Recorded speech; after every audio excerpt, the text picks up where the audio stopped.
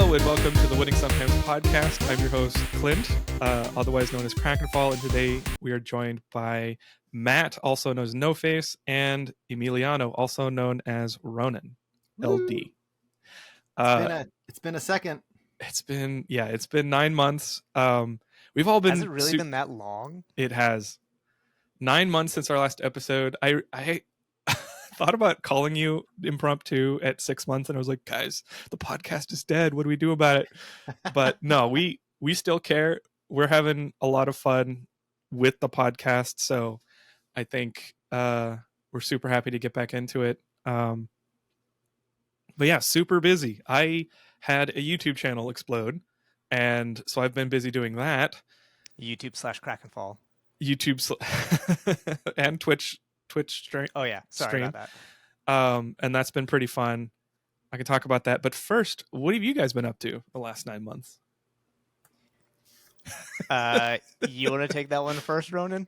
I guess I'm taking that first. Okay. He's pointing at me for those of you I'm who are not watching the video. Yeah, so I had this thing called real life kind of interfere with me a lot, and it doesn't exist. God, it was terrible. Doesn't exist. There's video games and there's grass, and that's it. Yeah, so I guess it would have been right around the time we recorded the last episode. Since then, just real brief, I managed to total 2 cars, get mono, go undiagnosed for about 6 weeks, and then have like 2 months of recovery. It was. I feel like a bad friend because I didn't know about any of this.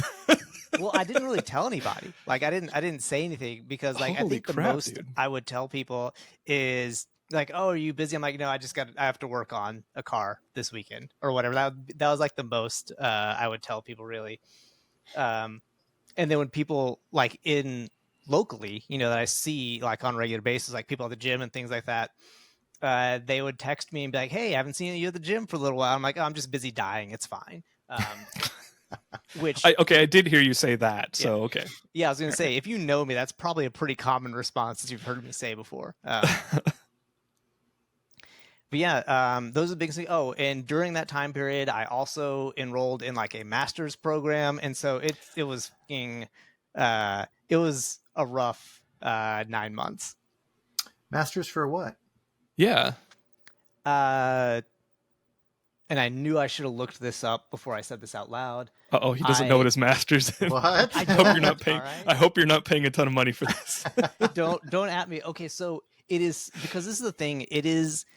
I always just tell people it's IT stuff because it is some combination, and every college does it different, and that's why I never can remember it. It's some combination of the words management, information, and systems. I don't know what order they're in, but yeah, it's a information systems management, probably. Sure, I'll go with that. Because information systems, I think, is a practice or a field. Because I know the university locally calls it management information systems, and that's what always screws me up. Well, never mind then. I don't know anything. And that's the problem, is that like everyone's just like, we're going to use the same 3 words, but we're not going to put them in the same order. What made you what made you decide to go back to college? I really would like to blame like, a long night of drinking or something like that, but I don't drink.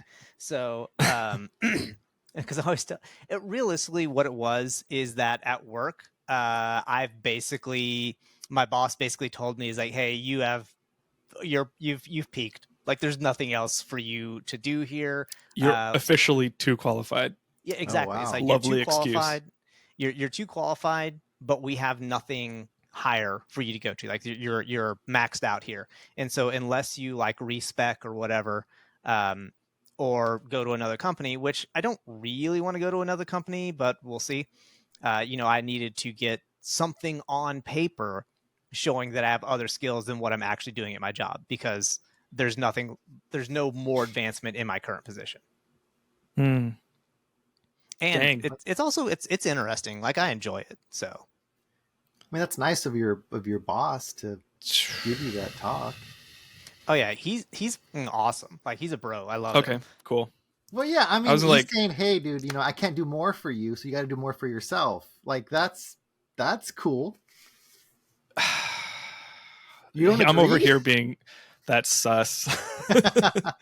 Look, if you want to, you can put people in positions based off their prior experience, and they can train it. It happens all the time, right? And like people who are unqualified are put into positions that they don't deserve to be in, but they have the history in the company, and it's the interpersonal relationship that got them there, right? So that makes me think that, well, I don't know. I don't want to make you No, like no, no. paranoid or Rain anything. on my parade. Do it. Well, it Wow. makes me think that either there's something specifically holding you back that's an interpersonal thing, because I don't know your relationship with your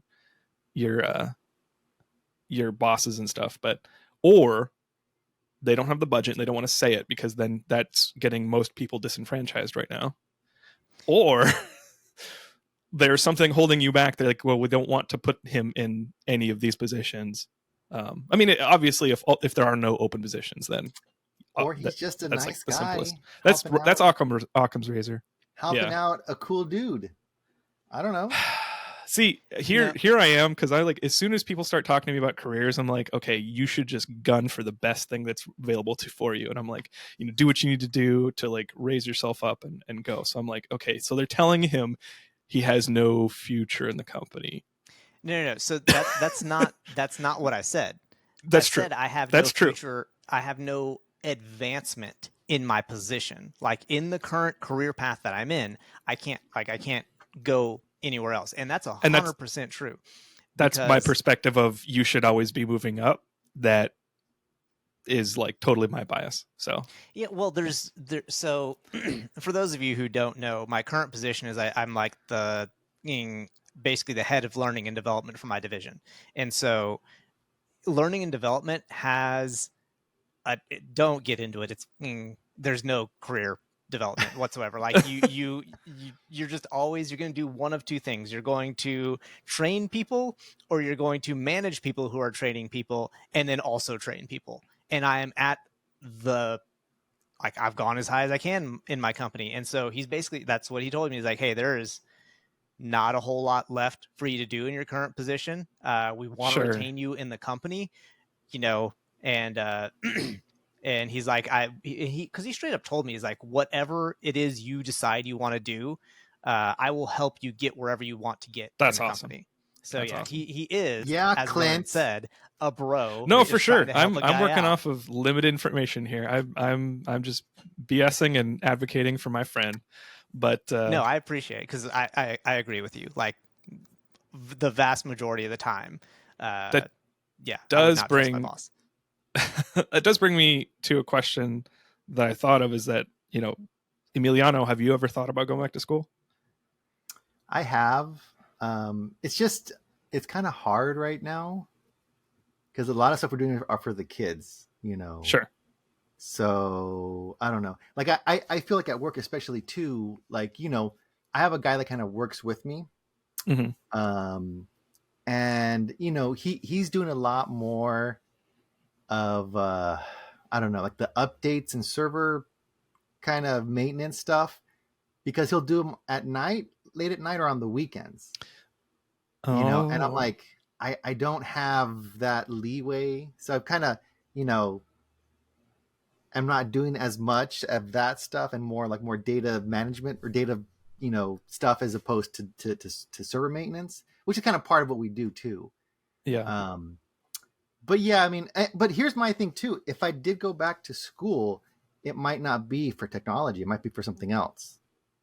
So you know what like would you do? Like, if you got a full ride right now for yeah, a degree, undergraduate or graduate, what would you do? I mean, funnily enough, like, law has always interested me. Oh man. But and for me, it'd be more like constitutional law has always been something that I've enjoyed. Um, so yeah, I'm saying, like, it might not even be technology related if I did go back to school for Yeah. like a master's or higher education. So Interesting. That's pretty cool. Like I'm gonna be honest with you, I've always been interested by law as well. I've just never wanted to go to law school because I had so many friends that went there and were like, oh, it's terrible. yeah, Like it's very yeah, cutthroat. And I'm like, nope, not for me. That's one of those things, like, okay, this is like super armchair, but in all my electives in college, undergraduate, were useful. Like it was something I could either grow into a minor or pivot if I wanted to. So I was doing a business minor, and that included business law. It was a full year of business law, and I loved the law. Like I loved digging into law like cases Yeah. and reading case theory and stuff like that. But as soon as it got to like past the interpretation of the law and then the strategy, that's where it kind of broke down for me, because it was like lots of grunt work, lots of drafting and writing, and very careful wordsmithing, and that is just like way too much work for me. Yeah. My brain would burn to a crisp. Yeah, but it's always been interesting. I mean, constitutional law, even patent law. Patent law. So yeah. So like I don't think I would like trial lawyering or whatever. I don't think that's I don't know. That doesn't seem. But I don't know. I like the idea of kind of getting into like the nitty gritty of the weeds. Yeah. But yeah. That's cool. Would you go back to school, or are you still going to school, or are you not? I'm not going to school now. Don't let his youthful looks fool you. No, dude, I don't know how old I look. That's like another conversation. So maybe we'll survey at the end of the podcast. I love school. Like I love learning. Okay, don't love school. Yeah, I love learning. Big distinction. Yeah. Yes. And if there was a place where I could go regularly on a schedule and learn from people who are experts or highly experienced in a field, whether it be archaeology or history or chemobiology, chemical biology. What is that? Biochemistry. Thank you. It took me a second. I was like, wait. It's like chemo. What is he talking about? No. Just any of that stuff. It's fascinating. Like I did a lot of lab science in my schooling. I took a lot of history classes. So I would love to just go learn about that stuff. Now, when it comes to grading and assessment, that's where it breaks down for me, because I can do it, but it's not fun. And then there's the other side of the coin where it's like professional advancement. Like I would love to get a master's in computer science. I would not love getting it, but I would love having it. But what would you need it for, though? Because like a master, to feel more secure in my job. Okay, because I don't. It doesn't seem like you would need it necessarily for skills. This is where we start to break down like what kind of developer I am and what are my strengths and weaknesses. Okay. And I think algorithms. I think what Ronan is trying to say is that you are already a master of computer science in our hearts. That's a lie. I mean, the test results determined. Yeah. Like a degree in computer science was more for like management, as opposed for actual like hands-on stuff. So, computer science theory is lots of mathematics and algorithms and like deterministic computation, right? Like I would love to have a better practical handle on that. And maybe a master in computer science wouldn't actually help me with that. But like my algorithms are good pragmatically. Like I can use algorithms and I can reach into my schooling to like grab what I need to get the thing in front of me done. But it's hard for me to keep a handle on that kind of stuff and use it in novel and intuitive ways. And so I would love to have more schooling around that, because like, the more you practice, the better you are at it. And it would force me to practice. I don't think I really need it, like for where I am and the type of work I'm doing. In fact, I've talked to people who say, no, you're fine. Like, what are you talking about? You don't need it. Yeah. But I just feel if I were to be compared to, this brings up something that maybe I'm a little broken inside around, because like I assume all software developers have a certain level of standards and like they're good at this and this. Like they are good at algorithms. They are good at building like world-class web applications from scratch.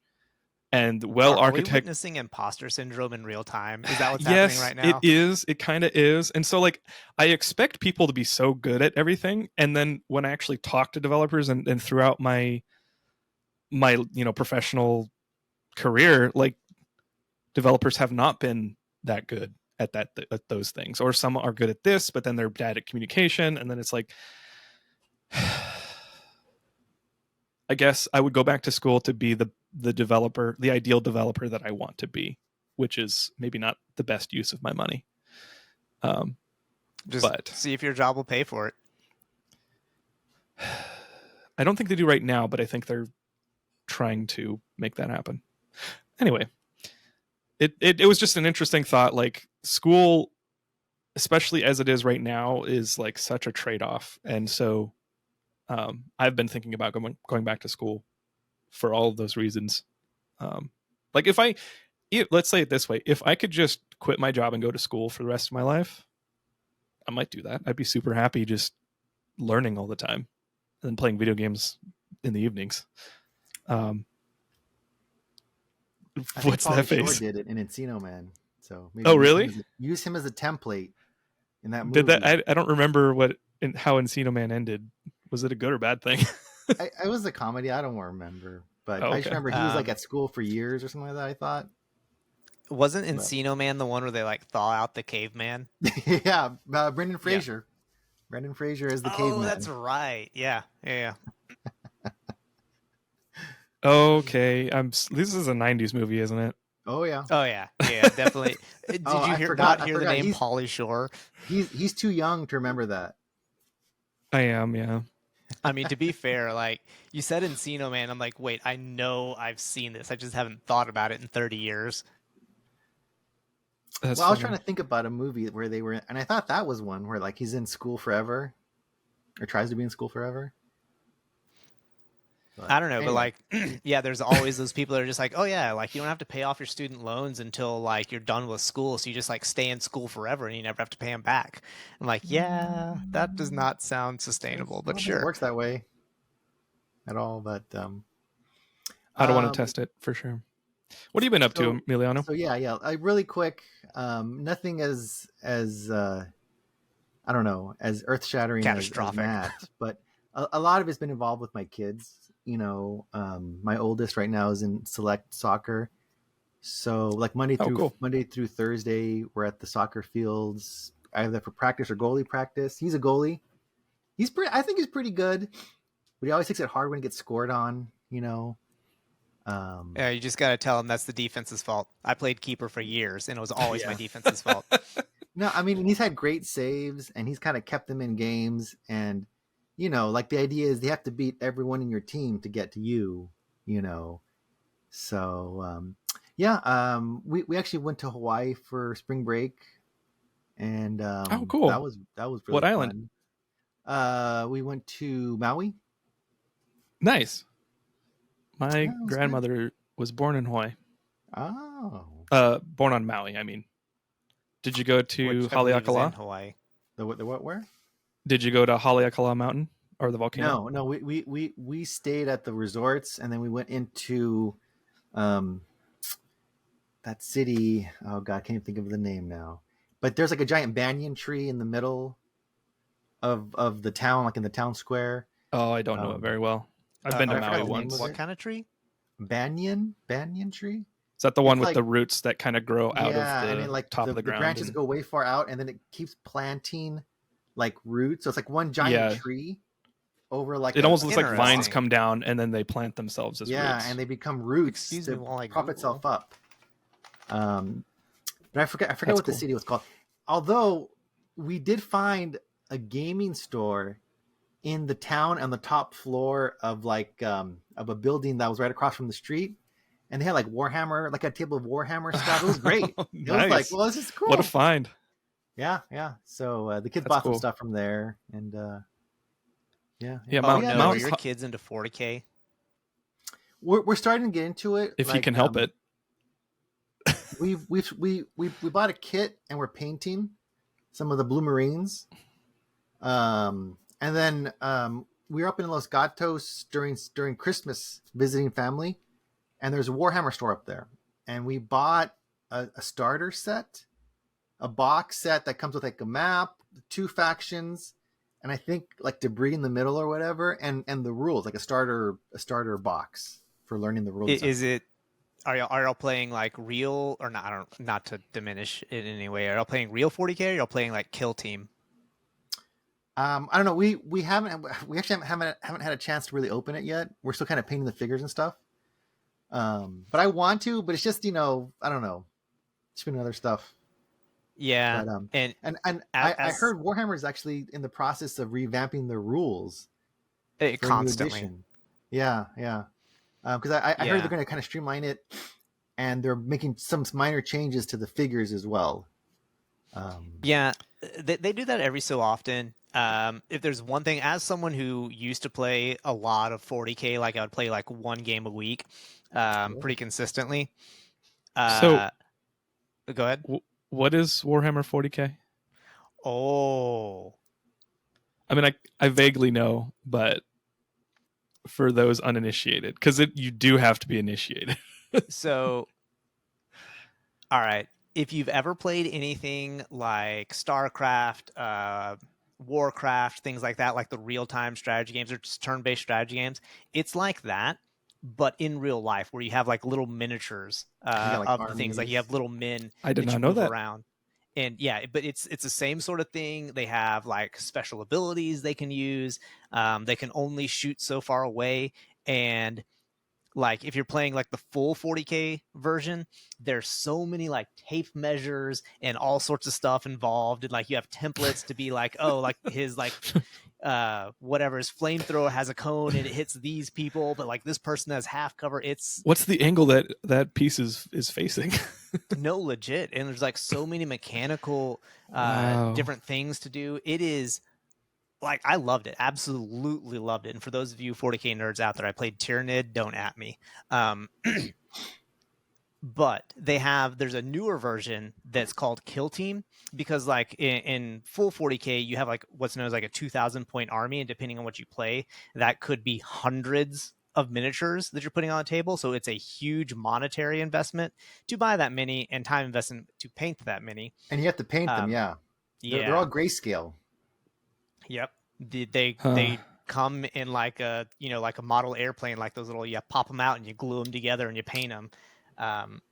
But they have Kill Team now, which is basically everyone, roughly depending on your race or whatever, fields maybe like 10 to 15 units, and they're much quicker games. They're much simpler and everything. So if you're interested in 40k in any way and interested in playing it, I recommend Kill Team. Yeah. All that stuff. So this is one faction. And this is the other faction on the other side of the table. And I think I have a picture. Wow. Yeah, so see, and that's the table. So the red's on this side and the other team's on the other side. So this is this is a big game. Like we're not here yet. We're at maybe like just like this small group here at the front. That's like what we're doing. Yeah. But because I'm aware of 40k, but what I want to get into 40k, not that. There's apparently a ton of lore. There are dozens and dozens of books. Yeah. There's video games. There's a lot of 40k. There's and a lot of I hear video like games and a lot of good video games. You just gotta right. It's kind of like expanded universe novels for Star Wars, where like there are some really, really stinkers, but there's also a lot of really good ones like Timothy Zahn and Drew Karpyshyn. And Warhammer has like a future 40k version. There's also a Warhammer set in the past with like orcs, and well, I guess there are orcs in the future one. Yeah, but there's like Warhammer 40k and there's Warhammer Fantasy. Yeah. Okay. So, cool. So what's with the books then? How do the books interact with the tabletop then? All right, let me get my whiteboard out. Okay, let's ignore the question. No, hang on. I've got a real succinct answer for you. Basically, there's the tabletop game that have all these units, and then they had some like loose lore associated with them, being like, oh, there's like some bugs that are just spreading. There's a swarm spreading across the universe, and there's like, oh, there's these like ultra beefy space marines that like are, you know, Marines, right? Yeah. And then they basically said like, oh, let's actually like link all this together, and they wrote a whole bunch of books and basically took all these things, all these like little, you know, like the Grimoire cards from Destiny 1, and then they wrote like books upon books upon books of this whole universe that's 40,000 years in the future. And it's, yeah, there's just a ton of lore behind it.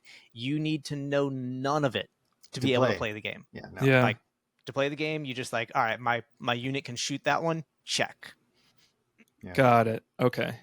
But you know, and there are all these factions, and within these factions there are smaller, like, you know, schisms or groups and stuff. And See, that's what I like. Like fully realized universes that are like, there are space operas within, there are economics in political intrigue, and yeah, and I feel they're constantly moving the story forward, because I feel like each revision or whatever kind of changes, like, you know, they add new heroes or they retire heroes, you know.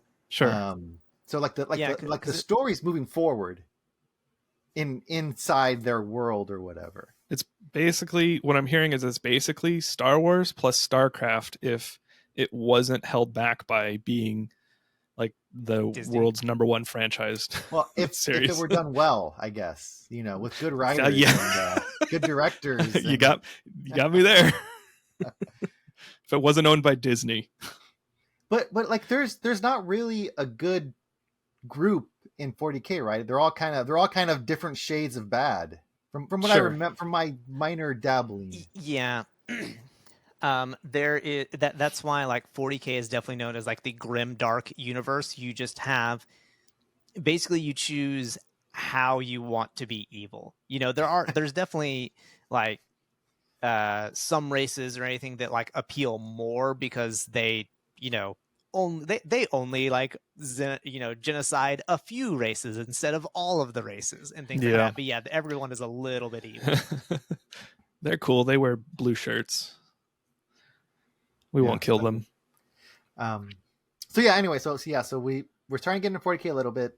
So yeah, Matt, if you want to get some games going, you know, we could try to set up some video cameras. Absolutely. I sold my army, so because it was such a money pit. Like I was just like, oh, I should get like because again, I think at the time I sold my Tyranid army, I probably had 4,000 points of Tyranids, which was like 3 tackle boxes, like big tackle boxes of minis.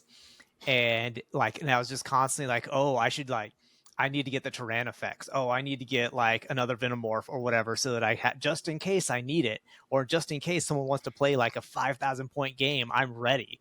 Like, yeah, it was, because if you want to play 2,000 points, you have to select what units you want and things like that. So you have to have probably twice as many available in your tackle box, so they're ready just in case. And like, yeah, it's, oh man, that's years of my life I'll never get back.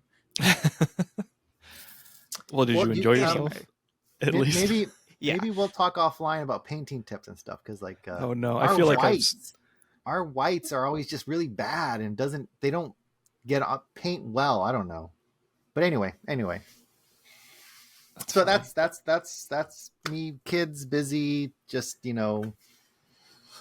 Yeah, eventually they'll be a little more self-sustainable. They can drive and it'll be nice. Oh dang! So, how old no, they're still young. That's years, you know, because I'm at the park from like 5:30 to 7, Tuesdays and Thursdays, 7 to 8 Mondays and Wednesdays, you know, and then we got 2 hours on Friday or Saturday for a game, or a weekend away. So, yeah, but cool, it's good. Yeah, I've been busy in a dark room, not going outside, basically. Living the dream. You have like the second most popular YouTube channel in my area, right? Wait, really? I don't know. I was trying to think of in my area. I was like, in my subscription feed. No, Yeah, my channel blew up because I did a reaction of a really crazy and awesome guy named Let's Game It Out, and I did it as a software developer. Um, well, at first I did it as a raft completionist because I completed the game 100%, and then I transferred that to software development, reactions, and we just talk about how software works and what little I know about game development and game engines, and just kind of like thinking about the interactions between elements in a game that would make the bugs that he exploits, which is really fun. So trying to currently build that out into a more established channel that's not just reactions, but at the same time I don't mind doing them because it's fun, and lots of people are super excited about the channel, which is like the coolest thing ever. I cool. enjoy your reactions. Oh well, thank you. Hey, It's for yeah. your first merch drop, I want that shirt with all your face reactions from your videos on them. Oh my gosh. That's I gotta be mean, your first merch drop, dude. no, I'm sorry. Crack and Fall is going to be there. Yeah. I don't know. What? I don't. Okay. I feel like there's a moral problem with putting my face on the front of my merch. Like, I don't want people to be wearing my face Why not? on Okay. their chest. If you have a on, problem dude. with that, I respect that. We will do it for you. Oh no. I gotta read up on DMCA now. Yeah, send us all the high res images of those thumbnails. Because the ones I took are all low res and they're crappy. I deleted them. It's gonna. Which Hold no, on a I'm a data second. hoarder. Is that a neon sign in the back behind you? It is. It's backwards because of the I just- camera. No, But it says It's right side for us. it's right side for us. Oh, is it? Okay, Yeah. it's backwards for me. Crack Attack, yeah. Whoa! Did you make that? My wife gave it to me Oh, that's for so cool. Christmas. Yeah, Wow. it was super cool. Like, she didn't talk to me at all. She just Yeah. did it all herself, and it was amazing. And it fits perfectly with the channel and everything. So I was super happy about that. That's great. I love it. Yeah. But yeah, Okay. I'm like stuck between being more official about the channel and managing it better, and like growing it, and then also it being my part-time thing. That's my major problem right now, is like I'm realizing, oh, I have a full-time job, and it's not healthy to have a full-time part-time job at the same time. And then yeah, I'm not allowed to stay up until 4 a.m. anymore. Let's just say that. So I'm slowing down, trying to like make it more sustainable, and at the same time get better and elevate things. And I'm experimenting with different types of videos and topics. And yeah, it's just been really fun. And meeting a lot of people, a lot of software developers that also play video games.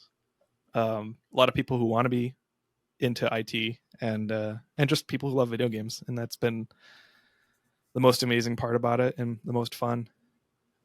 So like, you meet them on stream, or is it like in your comments on videos, or in stream? Yeah. So I have a Discord server.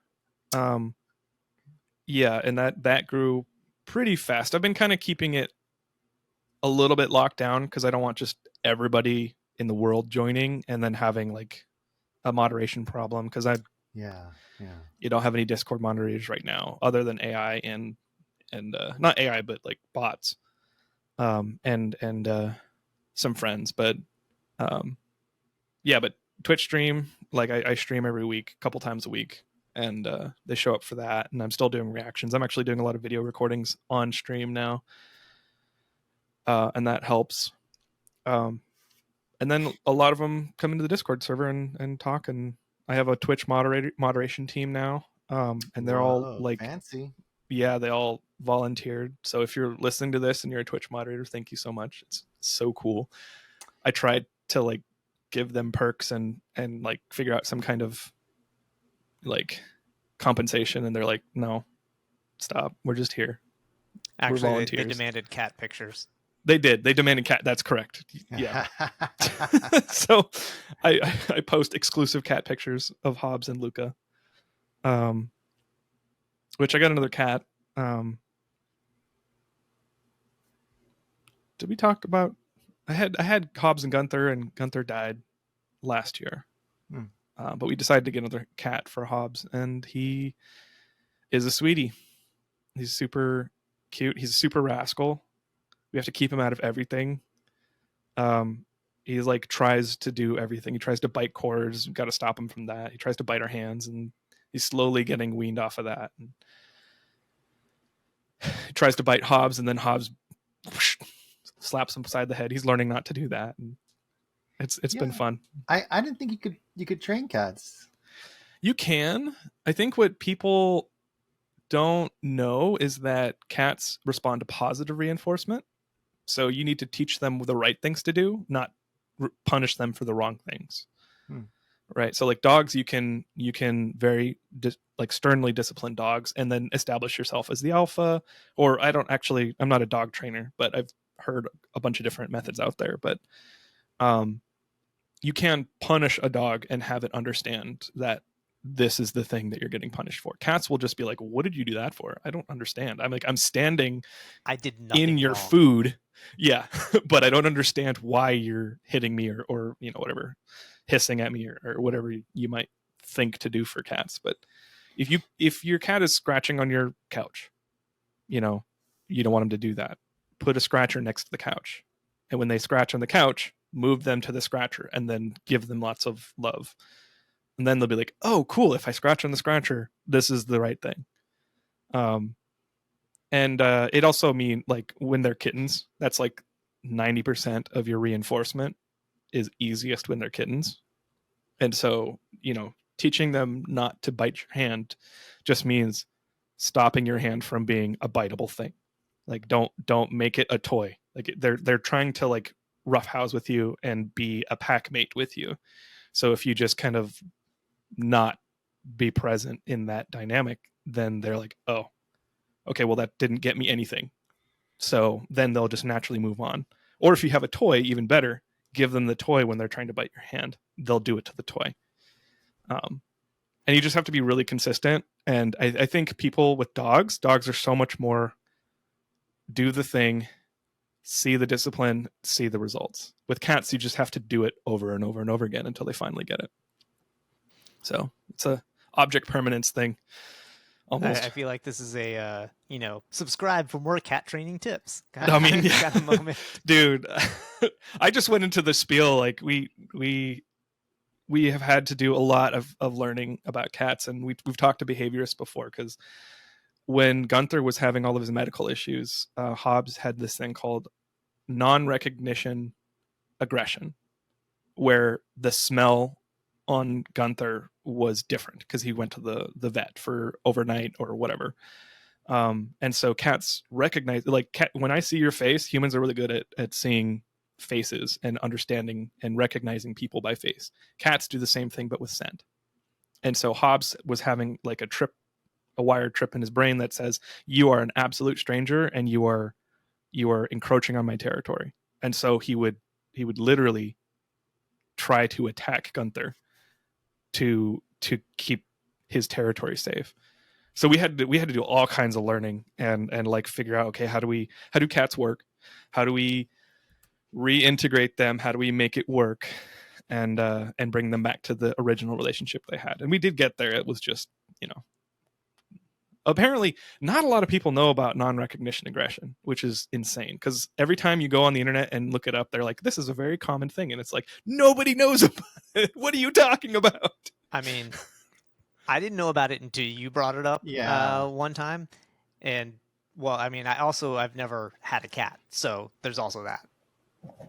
It's true. Well, here let me ask something, because you mentioned that you don't have too long, but I want to bring it back to your developer roots. Well, I'm gonna talk to Clint. Oh, look at that! He came to visit. Look at that. So that one's Hobbs? This is Hobbs, yeah. Nice. Well, so Clint, let me ask you this in your capacity as a developer and Sure. in your capacity as reactions to Raft videos and how they did all these glitches and stuff. Yeah.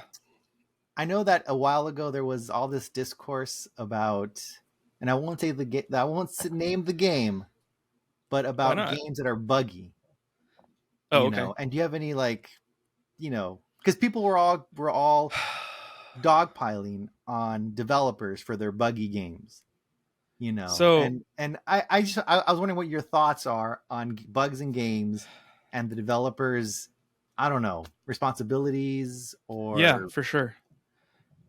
So there's two sides to this. There's the software development side, and then there's the game development side. And game development is a huge practice in addition to software development. Software development takes, in order for it to be good, depending on what you're trying to do. Okay, let me step back. Software can do anything, right? And so when you try and group software together as being like good or bad, or good software does this, like it doesn't really work. You have to kind of look at what the software is doing. What is the value it is providing? If it's a calculator, a good calculator calculates and like is easily, it provides the results easily, and it allows you to input things easily. It's very simple. But when you talk about things like Instagram or web, something you're on the internet, or something you like a game you run on your machine, they do very different things, and they also do a lot like of really involved and complex things. So at the core of it, software, it takes a lot of communication, it takes a lot of developers working together, and it takes a lot of management understanding where those developers are in the process of developing that thing. It's extremely hard, and there's a lot of processes that go in just managing people and their work to consistently produce outcomes, because software, you can spend 10 years developing a simple thing, and you could rewrite it, you could make it pretty, there's no limit to number of things you can do to actually finish that software. So where do you draw that line? Well, that's a philosophical conversation that is going to take people communicating to actually decide and deliver. So when people talk about games being buggy, like games, and I know I'm kind of taking a while to get to this point, but games are a miracle. People need to understand that games are a miracle, because games are highly creative systems that not just provide entertainment for you to consume, like you can sit and watch a Netflix series and all you're doing as a user is watching it, but games pull you in, they interact, they provide you with an experience, and they use a wealth of systems like mechanics to actually engage you and make you feel things. And the beauty of games is it makes you feel things at a deeper level than I would say like movies and music would. It's different. Obviously I'm not going to start that rabbit hole, but yeah, um because it's there are amazing. bad games and there are good games, but Yeah, I good get what you're games, saying. I get what you're saying. good games are amazing, and they're a miracle. And the amount of human communication and management and like effort it takes to make them happen is, it's like heroics, right? So when games come out and they're buggy, like I said, like you could do any number of things to make software better. And that includes making new features, making it prettier and cooler and newer, or fixing what's broken. So at the end of the day, it is 99% of the time the manager's fault when games get released that way, because they're the ones that call the shots and then hit that button that says release. And they're also the ones that are responsible for monitoring the progress of that game and determining if the progress at every step of making that game is good. you know and like it's there's a lot of gray areas, so I'm not trying to say that like managers suck and it's their fault. Like Yeah, there's a lot of difficulty in being a manager for software as well, but see, and but I think one of at the the end of the day, things, it's they're the one pressing the go button. yeah, but I think one of the things that's a little harder too in the instance that I'm thinking of is like a live service game in instance Sure. has, you know, if I feel like there's deadlines associated with that, regardless if it's ready or not. In addition, there's like a lot more code involved in a live service game than like in a 10-year game that you release. Not necessarily. No. No, I mean, what is a live service game, right? It is a game. Well, okay, this is. Do you want a real answer to that, or Okay, live service games involve at a high level technically involve like three things, right? You've got the client, which is the actual game executable that you download from Steam or whatever onto your Xbox or PS5, and you run it. That's a group of code. And it needs to be able to talk to the service, right? And that's what live service games do, is that, you know, it's like an MMO where there are servers and then the client. But I said three things. I think I'm not doing a good job of like breaking this down. But what I'm trying to say is that live services, there's not just one server. No. Right? There are many servers. They are developing not just one game and server situation. Like Call of Duty, you've got servers that host the match. What is a match in a live service game? There are many different kinds of matches. In Destiny, Destiny 2, you've got raids, you've got patrols, you've got nightfalls, you've got strikes, you've got a bunch of different types of things.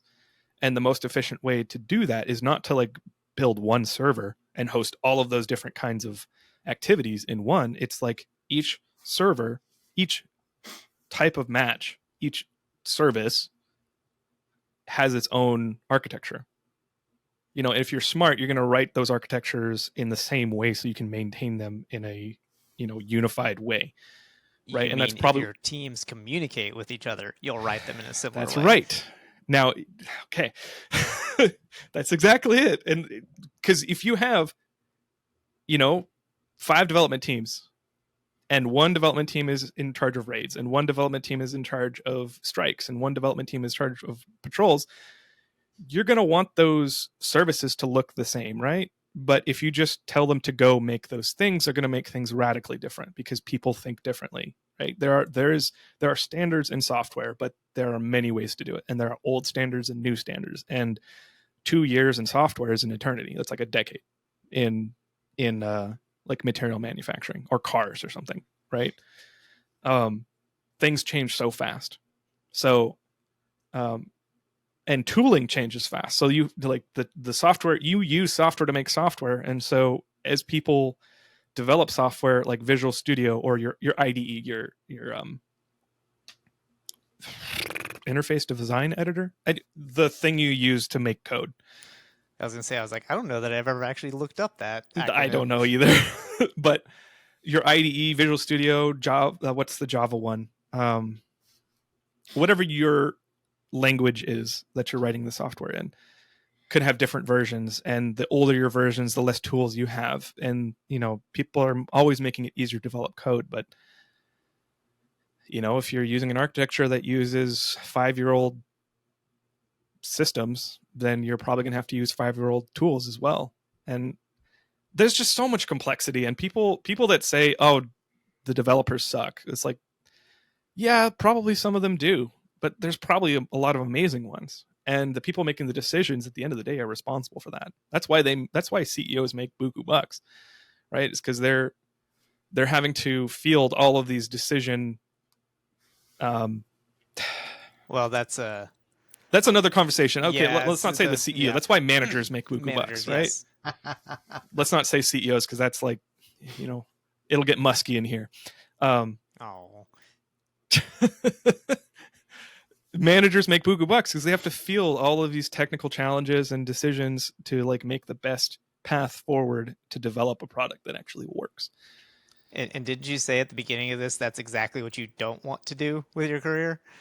Is be the manager that makes all those decisions and makes people work together. Yeah. It's tough.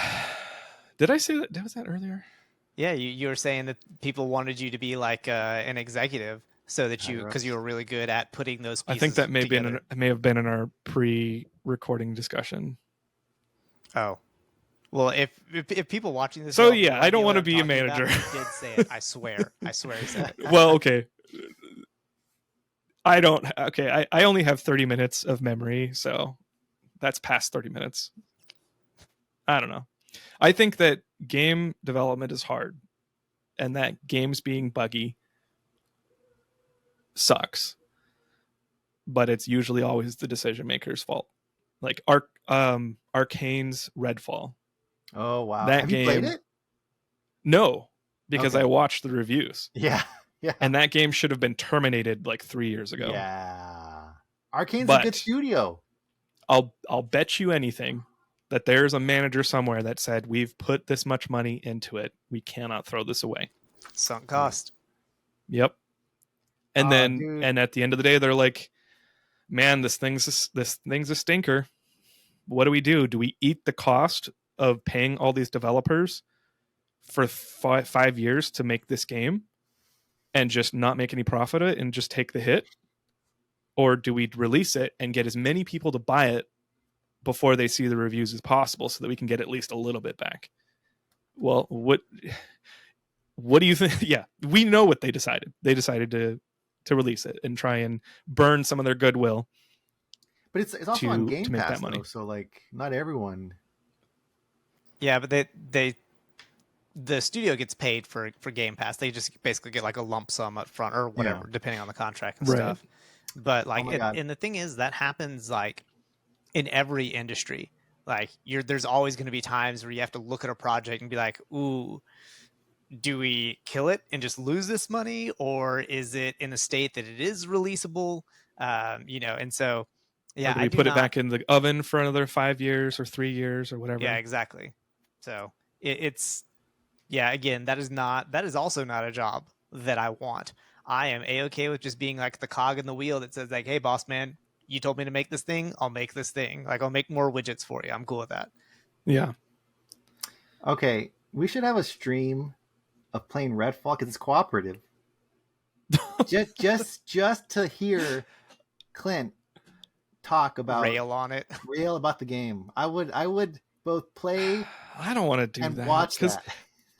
I can't rail on the managers by what I show in game. Well, no, I don't mean about the managers. Just the state. The of dirty the laundry came out, right? We get to see everybody's dirty laundry, and the people that worked on it probably are good. They just didn't have enough time, or, well, I'm not going to go. I was about to go in the rabbit hole of like what can break down in development and like how communication matters, and that's a big rabbit hole. And I feel like COVID messed a lot of stuff up too, and we're still kind of feeling the after effects of a lot of that. To this Let's point. put it this way: before COVID, you could, if you needed something from somebody, then you could either schedule a meeting or go sit on their desk and be like, "Hey, dude, can I talk to you for a sec?" And then they have to, unless they're like a really unashamed person that can just bark you out of their office, they had to answer you, and they could at least say like, no, go away, or like you could go bother them.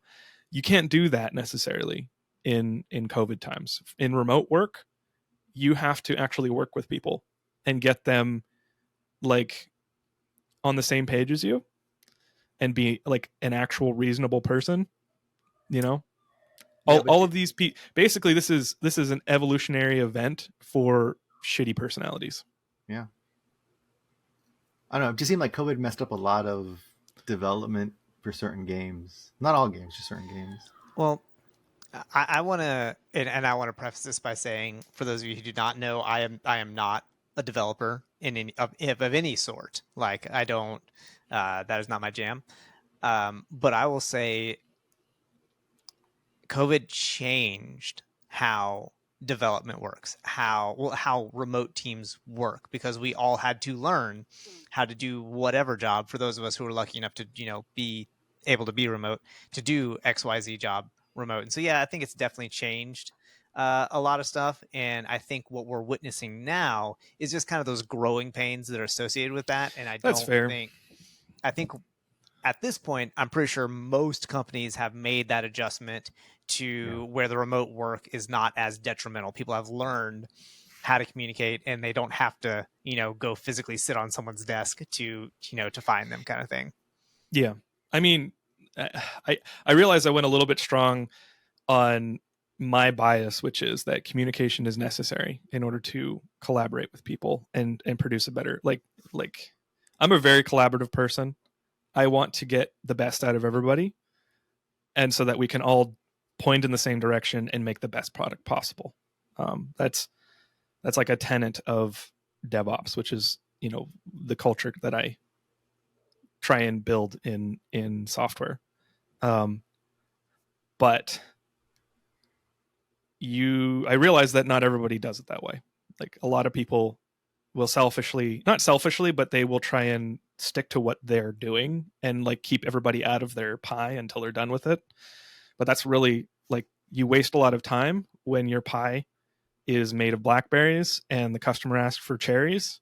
And like that's one of the things that you can do to make software more efficient, build software more efficiently, is to make sure that you're building the right thing. You know, that's why agile is so popular, because you're checking in constantly. Properly.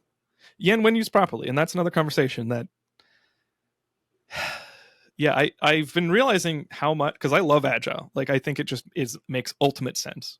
Like the core tenets of agile make sense for how software is, because software, you do have to check in on it like frequently, and you need to make sure that you're iteratively improving in order to make the best thing possible. You can't just set out and build one thing because you're going to build it in a really mutilated way that doesn't actually match what you want it.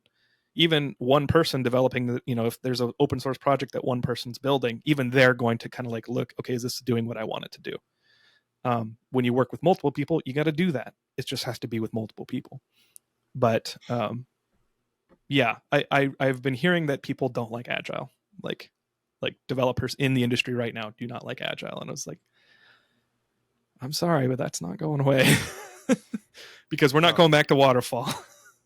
Any system is only as good as your implementation. So yeah, that's and any implementation is only as good as the number of times you've iterated. So what if you're like me and you get it right on the first try? What's agile? That's and/or every developer ever that thinks that. Yeah, I'm perfect. I'm amazing at software, and so my work is good the first time. You don't need to test it because my work's good. No, Ronan brings up a good point. People may not know what agile is. Yeah, what is agile? Oh, sorry. Or waterfall. Do we need? Okay, it's a project management method, but the long and short of it is, waterfall means you like think about what you're working on, like what is the end product, and you define it, and you just say it's got to be this, and this, and then you define all the way down to like how it's designed, and then you just work on it until it's done. The problem is software has like issues, like it can be developed in a way that doesn't work, or that design is flawed. 99% of the time people don't do it. Like the people aren't just super big brained enough to get it right the first time. So agile is the method of like iterating, where you will do a little bit of work and then you'll check in and be like, is this on the right track? And then you do a little bit of work and you check in, is this on the right track? So it's like a methodology. It's a methodology, yeah. Okay, I was thinking it was like, and then it's software like that. Oh wow. Oh no. Okay. Sorry. No, yeah, it's a practice, and then like there's a team involved, and the core team and how that team works is kind of defined, and that team needs autonomy, so they need to be able to make the decisions on how they work, rather than having some bigwig who doesn't know what, you know, what language you're working in. Even they're like, no, you guys need to use this, you need to use big data, or you need to use the blockchain, or you need to use, you know, AI. Blockchain. Wow. Yeah. And they don't know anything about it, and then they can totally basically destroy the development of the product because the team doesn't have autonomy to develop what they're working on. Anyway, this is like I went on a super rant. Yeah, I don't know how we got here. Well, well, initially it was supposed to be a way to get you to rant about software development, but you didn't. You were too reasonable and well thought out, and it messed everything up. But I love when software development works. And I love it when people work together and make the best product possible, and that, you know, it's testable and easily maintainable, and every time you make a change, you can automate everything it takes to like get that to live without any issue and have it be good for the customer. And that's like the ultimate automation, is to automate all sides of it. And there's not really much to rant about, you know. Well, I wanted you to rant about buggy games. That's what I wanted you to rant about. But Well, okay. it was too well reasoned and thought out. And I was just I just released a video about Legend of Zelda Tears of the Kingdom and how I wasn't hyped about it. And it's because basically I've killed hype in my life. Like, I'm not allowed to get hyped anymore, because it's like I don't like being disappointed to that degree, and I don't need that stress, right? And so I would stop watching pre-orders. I mean, I wouldn't pre-order. I would stop watching trailers and all that, etc. And I think it's the same. Like, what that's allowed me to do is now, like, when games are bad, like Redfall, like I wasn't looking forward to it anyway, so I don't care. You know. Was anyone looking forward to Redfall? It was just There I was think a so. surprising amount of people. Yeah. yeah. Yeah. Okay. But like, what's another big one that failed? Fallout. Andromeda. 76. That's like 5 years old. Yeah. Oh, you Andromeda. meant Both of those recent. are like 5 years old. Yeah. A recent failure? Whew.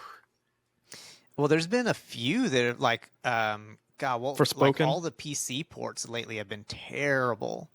Yeah, that's true. Resident Evil. So yeah, not necessarily a that's new really release, bad. but See, the PC ports kind of illustrates my point, right? Because it's like the product already exists and we already know it's good. Last of Us was terrible on PC when they ported it over. Why was it terrible? It's a computer, right? A console is basically a computer that has one spec. So why was it terrible when they brought it to PC? Well, because there's a lot of technical things that you have to do, and you have to manage that porting over, and like, it's how people work, and the problems that are faced, and how the decision making around solving those problems is really critical. And and I then don't know. making I sure feel for the developers. for sure, because like you were saying, like it's that one person or group of people at the top that are just like, well, it's good enough. We'll make money on it. Push it out. You know. Yeah. And that's one of the things I hate is the minimum viable product. That I cannot stand that. Like, I understand the purpose of it, but it is so ill used. And I'm sorry, we should not talk about this. This is a completely different can of worms. I actually need to go here pretty soon, but like MVP, I also hate it, but I think it's necessary. Like, you Sure, must sure. have the minimum product defined. It's just, guess who makes the MVP? The decision makers. So when they define what is okay to release and what is not, then chances are it's going to be skewed towards what is profitable and not what is good for the customer. And so it's their fault when the MVP is lower than a good experience. And MVP is most minimum viable product. It means like the definition of the product in its most bare bones state. What is the first version that we could release? Like, And will the application do the thing we want? Not will it be easy does it to do use? it well? Will it look good? Is it Yeah. efficient? It's will it do the thing? Yes. Hmm. And if you're smart, then you will include some kind of customer persona in the MVP, which is like, it must do this for the customer, or it must meet this customer experience. That's not So for sounding games, too like, minimum, crack. I don't know about that one. 30 FPS, 60 FPS, like that's 24, an come easy on. metric. 24 FPS. Embrace tradition. The input lag is terrible. Well, before we go, how about we just talk about what games we're playing currently? Tears of the Kingdom, 100%. I thought you hated the hype. No, I wasn't hyped. It just meant I wasn't allowed to get overly excited. Is it good? In fact, it's amazing. Wow. It's really good. If you like Breath of the Wild at all, 100% go play it. And if you haven't played Breath of the Wild, go play it. Would you play Breath of the Wild first or skip straight? Ooh, that's a tough decision.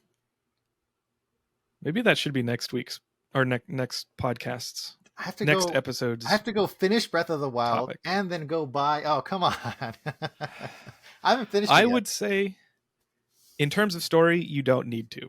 You can pick up Tears of the Kingdom 100%, and they'll give you some recaps on what happened. But the experience, Breath of the Wild meant so much to me that like I want to say go play Breath of the Wild first. That being said, there are a lot of things that they make easier in Tears of the Kingdom that you could save yourself some annoyance. A lot of quality of life changes, lots of new features. There's a new fuse mechanic where you can fuse objects in world or That looks fuse kind of your cool. weapons. Yeah. It's really cool. And like I haven't really started to explore like what kind of weapons you can fuse together.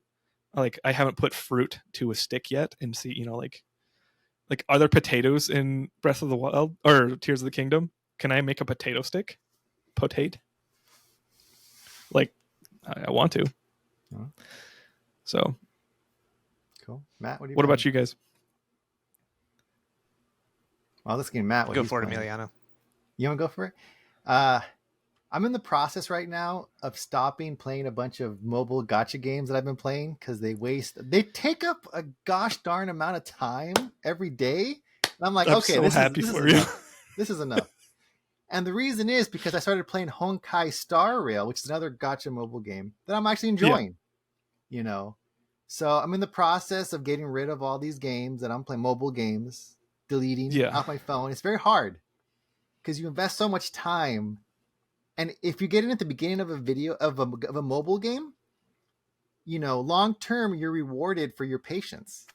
Yeah. But it's a waste of time. So Honkai Star Rail is what I'm playing, and I'm going back right now to the Division 2, which I'm enjoying because I'm tired of Destiny 2.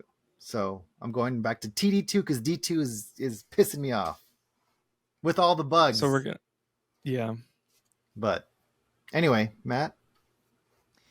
So really, I'm not playing a whole lot of any video games.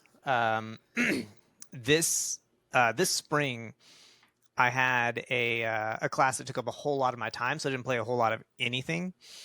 And realistically, the only time I ever play anything is I'll play occasionally. I'll play some Destiny 2 whenever, because like Rachel's brother is playing a lot, and so like I'll play with him occasionally. But I mean, I play maybe like an hour or two a week.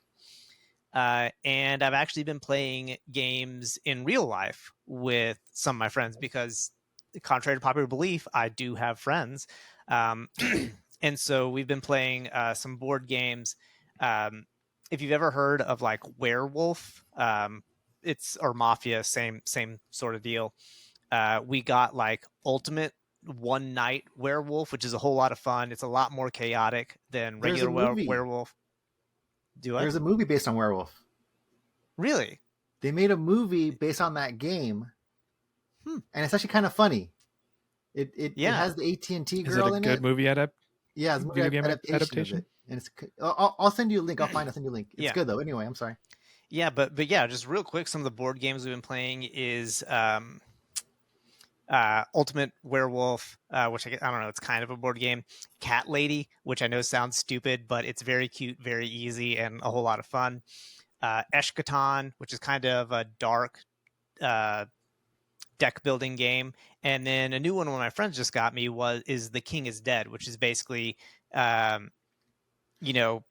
England, the king has just died, and every faction is vying for power, and you're basically trying to take it over. Again, pretty easy to learn, real fast, but also can get very chaotic at the end, which I'm starting to see a theme in the games I like here. So, yeah, Cool.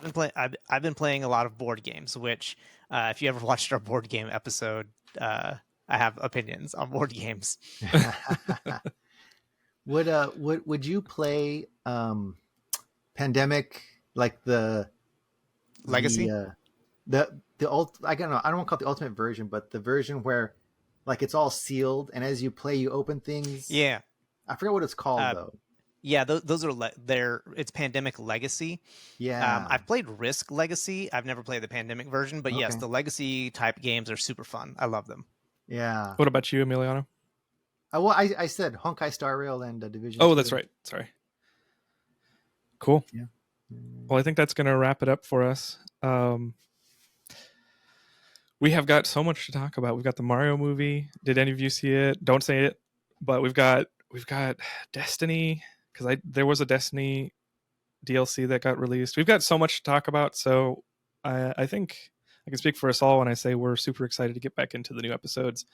So thank you for watching or listening, and yeah, I don't actually remember how we closed the podcast. It's been so long.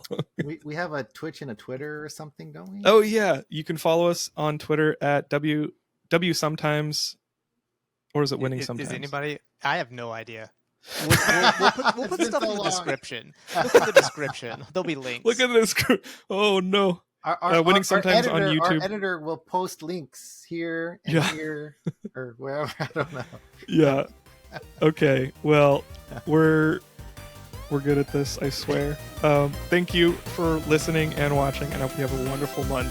We'll be back next month. Bye. Bye.